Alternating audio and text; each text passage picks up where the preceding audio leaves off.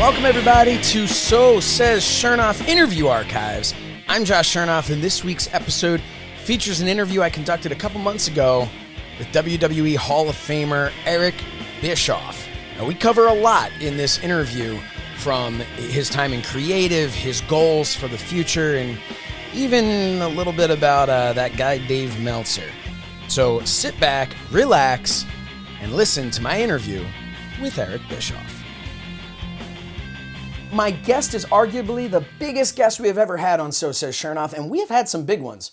But today, we have a first ballot WWE Hall of Famer from the show 83 Weeks on adfreeshows.com, a man of great experience and even better hair. Please welcome Mr. Eric Bischoff. Eric, thank you so much for being here. Hey, it's always great. Sorry about that. It's always great to be with you, Josh. And I may have to give up the hair title, man. You got a pretty good head of hair going on there, brother. And you're balancing it out with the beard, and you got it all going on. The beard is just to be more like Conrad, and the hair is all CGI'd. So, but I appreciate that. Yeah. Good for you. Before we get started, I want to say you have a reputation on your show of going into the weeds, as you know, it's been said. Fans of this show or the Mind of the Meanie podcast, or anyone who's ever spoken to me, knows that I am one of the most long-winded people. So I know we're planning maybe a 10, 15 minutes, but I'm going to ask the good people at Fight TV to block off about 3 hours just in case, because between the two of us, this could go on a while. You never know. But no, I am super excited to have you on the show. And before we talk about anything else, congratulations on a well-deserved Hall of Fame induction. I think it's just awesome that you're finally in the Hall of Fame. Well, thank you very, very much. First of all, it's really quite an honor. It affected me positively, much more than I thought it would. I always thought, wow, that'd be kind of cool, and it'd be an honor. And I recognize it, I guess, intellectually, but until it happens and you actually are standing up there and you realize that, the people that came before you that are part of the WWE Hall of Fame are so important. And just to be invited to that party is pretty damn cool. Talking about the actual Hall of Fame itself, we've heard a lot of people talk about the recording process. I think Sean Waltman had said something about how there were multiple takes for him. What was that like? Were you playing just to the camera, or was it just a giant empty room, or were there other people there watching you when you were giving your speech? Well, there was certainly fair number of production people there. It was a pretty significant production. There were virtual fans there that were reacting, and you had that ambient kind of energy and feel to it. It wasn't the same as real people. It's just not. But it also didn't feel like you're standing up there in an empty room either. So for me, in my head, I've learned over the years to always feel like I'm playing to a big room. When I need to. In other words, I can play to a very small crowd and give the same type of performance or the same type of passion or feeling that I would in a 20,000 seat arena. Now, the feeling on my end is a little bit different, but I think, I'm pretty comfortable in the environment that I was in. And it was different. Of course it was different, but it wasn't so bad for me. I don't know why. Well, I was also curious about it because I've been to, I want to say 2 Hall of Fames. I know you've been to a number of them. There's nothing like having the live audience there, having the WWE universe, all the fans cheering you and giving back to you. But at the same time, I remember one specifically where Trish Stratus thanked her husband and everybody booed because I guess they were disappointed that she is married. But I think that, I'm just as a fan looking at it, it seems like WWE may be enjoying the fact that they can kind of keep things like that from happening. Was that something that maybe looking back on it, you're kind of glad, like, hey, not that you were going to get booed. I think everybody appreciates your wife, Mrs. B. But do you think that that's something that... Wait a minute. You think the only reason I wasn't going to get booed is because the fans like my wife, Mrs. B? I think there are definitely people, I know one specifically over at Ad Free Shows, that could have very well booed you, for mentioning your wife. But who is that? Who is that cretin? I want to know that cretin's name. I'll have Paul. my way with that dog. Hey, you talk 83 weeks, you know, we're talking about ad-free shows, 83 weeks. You talk a lot about the business side of the business, or maybe I should say that the corporate side of WCW. For years, you were just an on-air character in WWE, but now you're probably one of, if not the only person I can think of who had a hand in some form of creative direction for WCW, WWE, and TNA, now Impact Wrestling. Times change, obviously. Presentation is different in all of those companies, but what's one recurring theme to the creative process that you had for all of those places, especially when they're presenting such different products? I'm not sure I understand the question. If I do correctly, you know, what was the one kind of go-to formula or tendency that I had creatively when I was, you know, in TNA and WCW and WWE? Is that right? Yeah, pretty much that. I mean, or possibly even the fact that since they're so different, maybe you did you ever show up to one of them and say, okay, I got to throw the rule book out. I can't do what I did in this previous place and I have to come up with something new? Or was there kind of that roadmap that you personally have creatively that you could always go back to? No, I think okay, now I understand the question and I think I can do a decent job with it. When I first, you know, I didn't really stick my toe in the water and creative until Nitro came along. And in the beginning, I was smart enough to know what I didn't know and allowed the people who did have more experience in booking or writing or producing wrestling in terms of matches, I pretty much let them have the loudest voices in the room. Mm-hmm. And then gradually, as I became more and more comfortable, and especially into 96, when I got much more involved, I started gaining my confidence. And around that same time, I kind of zeroed in on a formula. And it was born out of a newspaper article that I read. Dick Ebersol was being interviewed in terms of what he was going to do to improve the audience for the Summer Olympics. And one of the things that I took away was formula. Ebersol talked about, you know, making sure we're not just covering the sport, but we're telling the story, you know, bringing reality into it, you know, creating anticipation in all of the Olympic sports. I thought, well, wow, a lot of that applies to what I do. And I had to tweak that formula a little bit, and I did. And I came up with a formula that I've referred to 100,000 times as SARSA, the acronym: story, anticipation, reality, surprise, and action.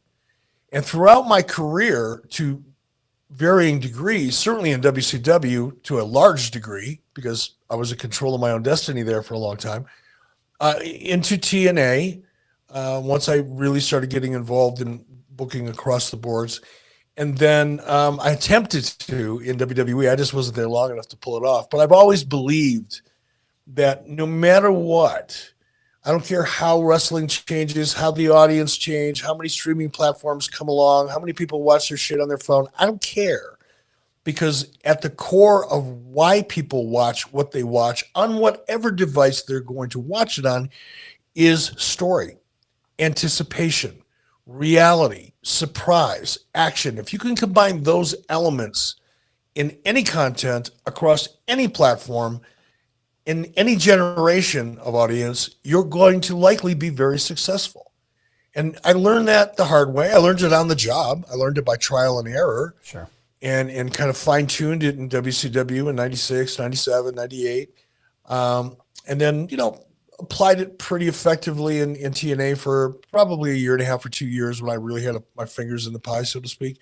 But I still believe it's a formula that will work across the boards to this day. Once somebody understands, you know, it's easy to understand the acronym. Yeah, story, anticipation, real. Okay, yeah, I get that. But creating a formula, a very specific formula with a blueprint that allows you to make sure at every stage in a story you have sufficient quantities of whatever it is you're trying to achieve on that checklist. That's the art. It's not as easy as it sounds. It takes art, an artistic, you know, perspective of storytelling, and it takes an understanding of the audience and what's worked in the past and what hasn't, all that other stuff. But I still believe that formula is more applicable today than it's ever been. Do you think that obviously, the internet wrestling community, and everybody is a genius when they're watching on TV. Or a journalist. Oh, we'll get to that. Cosplay journalism. It's, you know what? They're they self-identify as journalists. I've gotten a kick out of that lately. I've seen a couple people acknowledge themselves as being journalists. I went, wait a minute, you're not a freaking journalist. So I made it very clear when I started doing this that this is a satirical news show because I don't want anybody accusing me of thinking I'm a journalist. Well, it is. In this, words are funny things, right? People use them. Like certain. I'm not going to mention names. I don't want to do that, but it's Sunday. Yeah, but in my journalism career, I've always done. Well, wait a minute, you've never been a journalist, man. You write a freaking blog, for crying out loud. That doesn't make you a journalist. And I think they just start self-identifying. Like I got my pilot's license. A couple decades ago, I didn't walk around telling everybody I was an astronaut. Because you've gone slightly off the ground, therefore, might as well have been. Anyway, I digress. Yeah. I go into the weeds. That's fine. We're happy to be here in the weeds with you. So what I'm saying is that everybody does think they know everything. And one of the critiques you'll always see if you kind of, fall down that rabbit hole of looking at comments on things is people thinking that if they watch something, be it WWE, AEW, whoever, they'll look at it and go, lazy booking, or they didn't care. Or have you seen instances where people, maybe even well-meaning, have said, just put that out there. Just have that match. We know fans are going to hate it, but just throw it out because we need to move on to the next thing. No. Or are we always trying here? I've never seen that. I've never been in a room with anyone that I suspected may deep down inside even feel that way. So count me on the definitive hell no side of that equation.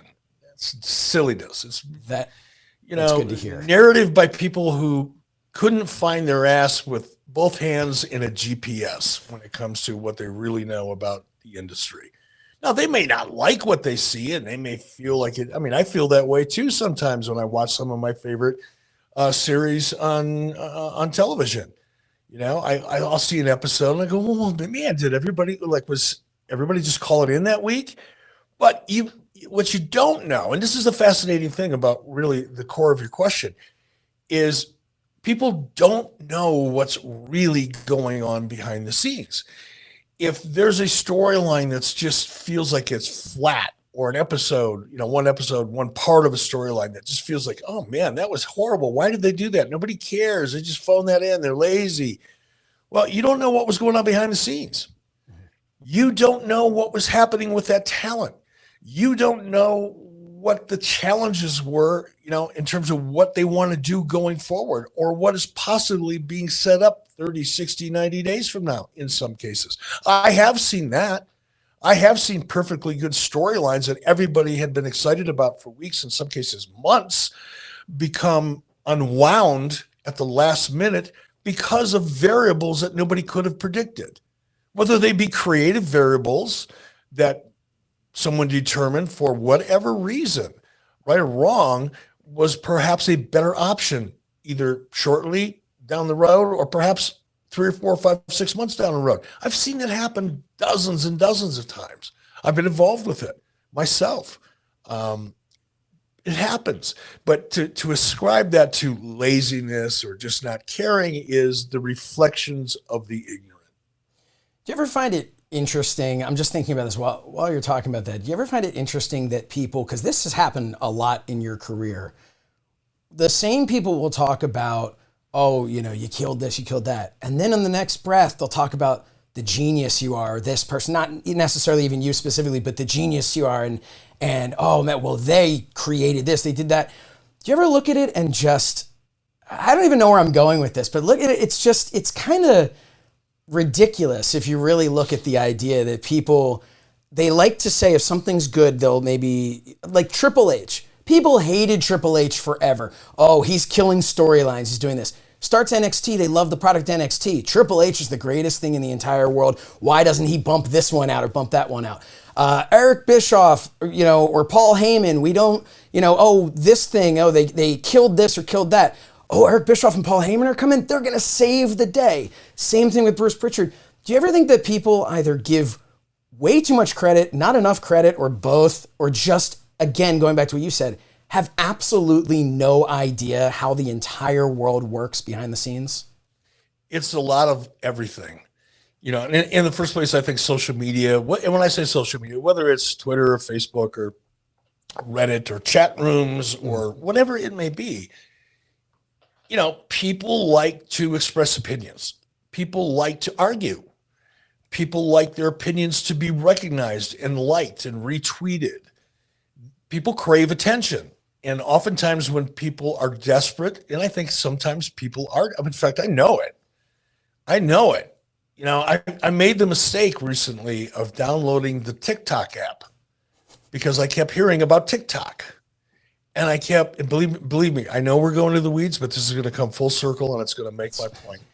So I made the mistake one day of going to TikTok, and I'm scrolling because everybody's on it. And I keep hearing about it, and there's some celebrities I know that are using it effectively to kind of help grow their brand. So I thought, I'm going to check this out, and I'm scrolling through this thing, and I was mortified. Now I am no prude, mind you. I have a whole village of skeletons in my closet. All right, I've lived a great, interesting life that I'm proud of in some ways.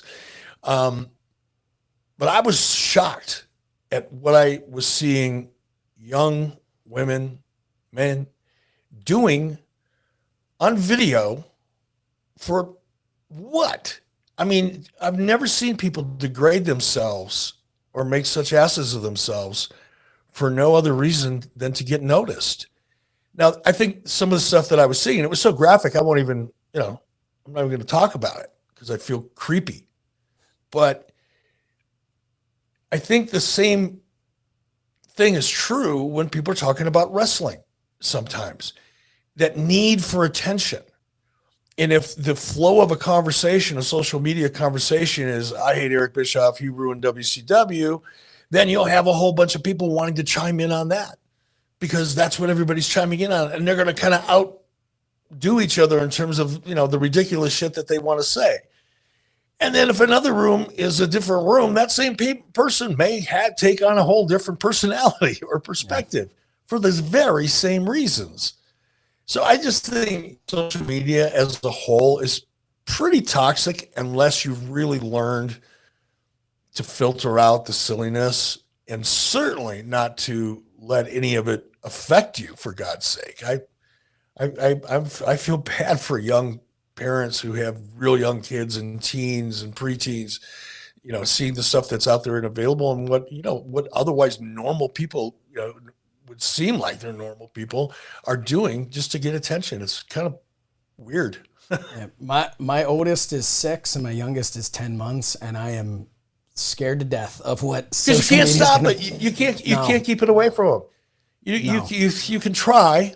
You can attempt to try, but in reality, this stuff is, it's like they used to try to keep Playboy magazines away from us kids too. That didn't work. Somehow found it. Yep. You always find it, right?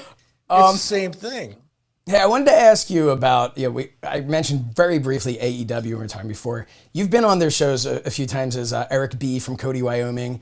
Do you see a future for yourself? You've talked before about how, you coming back as an on-air character, how it would be exciting for, the first week and the second week. And then by the third week, it's a little less. And then people are like, we've seen this before. But being backstage there, have you ever thought about the idea of being a producer, I know that's what they have, their coaches, people who help put stories together in matches.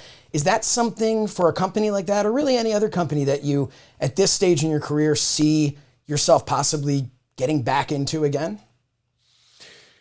I struggle with that, because there is a part of me that still misses the creative process. Sure. When you're sitting in a room and somehow, someone, some way, an idea germinates. and people get excited about it. You can feel the energy in the room start to shift. People sit up in their chairs a little higher. They're focused now. They're not looking at their phones because everybody realizes, hey, there's something here we could maybe make work. When you go into, and I've done this thousands and thousands of hours experiencing this type of scene, where you're in a room and no matter how hard you try and the ideas are flowing, but nothing's working. Everybody's trying. It's just not working. You're not finding it. You're not finding that. It's like, trying to strum a guitar and hit the perfect note at the perfect time. And I've been in the room for hours and hours and hours when nothing's happening. And you try to artificially stimulate it. I say, okay, let's break. Let's go out and go walk around for a while. Let's go grab lunch or whatever and come back in an hour and see if we can have a fresh look. Nothing. That's a real tough way to make a living. Doesn't sound like it, but it is. And conversely, the other side of that is when you're sitting in that room and you've spent an hour or two or three and you're starting to feel like, oh man, it's just not coming. It's not coming. It's not coming. And then somebody comes up with that idea. And in that moment, all of a sudden, everybody starts doing this. Hey, well, and what if I like that? And, he could do this or she could do that. And watching that, what was just a simple idea, maybe even a simple sentence, which was the beginning of an idea, all of a sudden takes on a life. It gets a pulse. Not a pulse you can see, but a pulse you can feel. And everybody's feeling it at the same time. That is a rush. And I miss that a lot.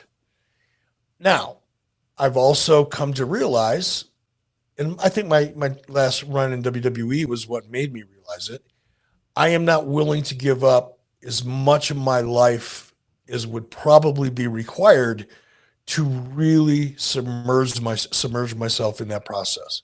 It's not a part-time job. It's not even a full-time job. It's 2 full-time jobs. Because when you're not doing it, you're thinking about it.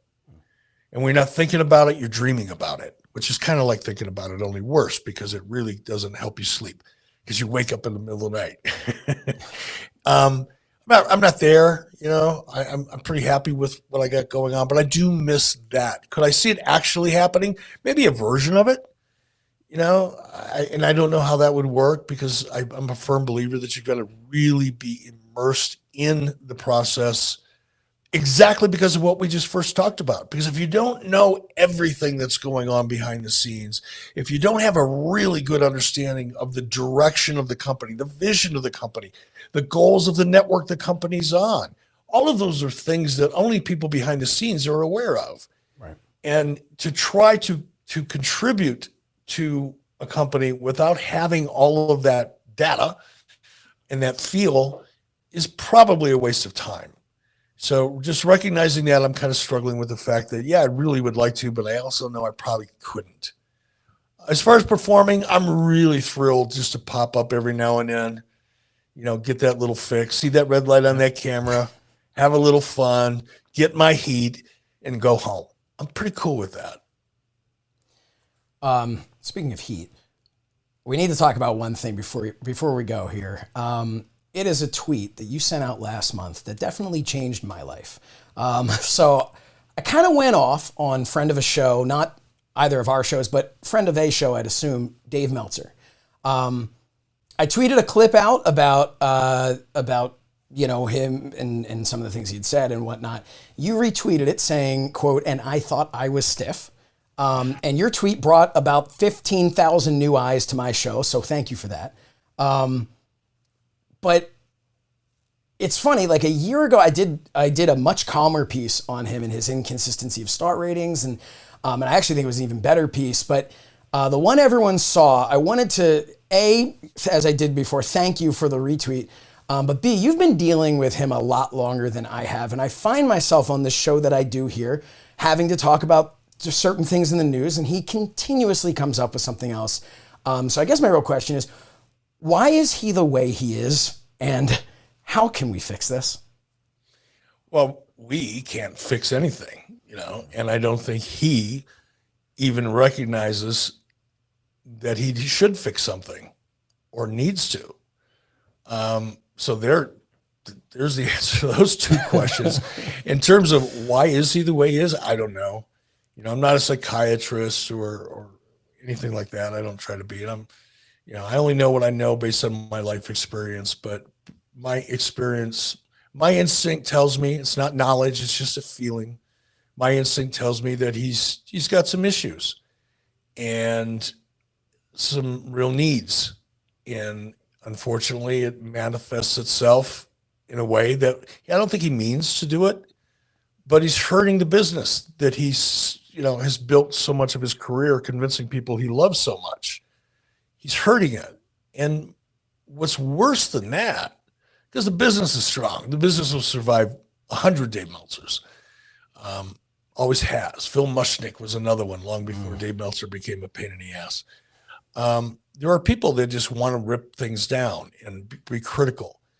And in the case of Meltzer, and I've called him out, it's been proven, it's well documented. A lot of the stuff he presents as facts are just stuff he makes up in his mind. And unfortunately, people believe it as fact because it's in print. It's Dave Meltzer. Well, therefore, it must be true. And it's not. But he's hurting individuals. He's hurting people and hurting careers.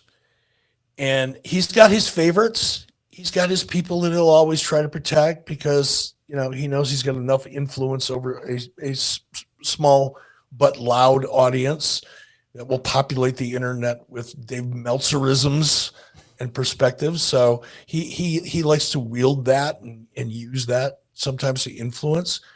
But hopefully people will just start seeing the pattern, and people that are being influenced by Dave will start recognizing that the guy's got needs and issues. I just don't know what they are. Last question I have for you here, and then I'll let you go. You said at the end of your Hall of Fame speech that the best was yet to come. Obviously, 83 Weeks continues to knock it out of the park every week. And again, if people haven't watched it now, you can watch it over at adfreeshows.com. If you haven't listened to it, go download it. If you ever loved wrestling in the 90s or the 80s even, or even today, just check it out. But what else is next for you? We talked about a little bit of the idea of a producer or whatever, but you have done so much, and not just to blow smoke here, but you have done so much in this business, behind the scenes, in front of the camera. What mountain, be it in this business or just in life in general, have you yet to climb that you kind of have your eyes set on? A lot of the goals that I have right now are more personal than professional. It's kind of where my focus is at. That's not to say that I'm, hey, I still need to make money, brother. I've made a lot and I've spent a lot. So I plan on making a whole lot more and spending a whole lot more. So I'm still really active, but my goal right now is to be successful in the projects that I'm passionate about. And I have a couple. I've got a collectible card game strategy that I've been developing with a team of really, really smart people who know a lot about that world. And we've developed a business plan or started reaching out to some people and potential partners and things like that. I'm very excited about that. But that's something that's a kind of a down low kind of project. It doesn't involve me standing up in front of a camera. It doesn't involve me running a wrestling company. It's a really creative, smart project with a great team of people, and I'm very, very excited about that. The movie's coming out eventually once this COVID thing finally settles down to the point where you can actually go into full scale production. A hell of a movie. Chris Hemsworth playing Hulk Hogan, Todd Phillips, the director of The Joker, Scott Silver, one of the writers of The Joker, along with Todd Phillips. You got a pretty hefty team of people on that project and on the film, and I'm happy to be associated with that. I'm excited for that, but that's down the road. Nobody knows when that's going to happen or not. I'm working more and more closely with Conrad every day, and I'm really enjoying that. That scratches all my entrepreneurial itches.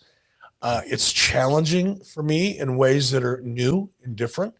So I'm really excited about some of the things that Conrad and I have going on beyond 83 weeks. That's just one of probably half a dozen.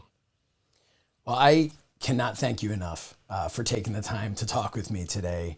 The show is 83 weeks, and you can download that wherever you get your podcasts or listen to it and watch it early and ad-free over at adfreeshows.com. Ladies and gentlemen, Mr. Eric Bischoff, thank you so much. Hey, Josh, could you do me one favor? Yes. Could you tweet something just ballistic Yes. about Dave Meltzer so I can retweet it? Absolutely. And it'll probably have a link to this show in it. So All right, thank you so much. I appreciate it. Talk to you later. That's it for this episode of So Says Shernoff Interview Archives. Make sure to subscribe to this podcast feed for more great interviews all summer long, leading up to the return of So Says Shernoff every week starting this fall. That'll be in video form on Fight, of course, audio form right here on this feed. Give us a follow on social media if you'd be so kind, at So Says Shernoff and at Shernoff Show. And give us a subscribe over at youtube.com/So Says Shernoff, where you can find a lot of this content and more in video form. I hope you'll join us next week for another interview, this time one I conducted about a month and a half ago with Double J, Jeff Jarrett. We talk about his new podcast, a little bit of his time with Owen Hart, and so much more. It's a great listen, so don't miss it. Next week, this has been So Says Shernoff, because that is what Shernoff had to say.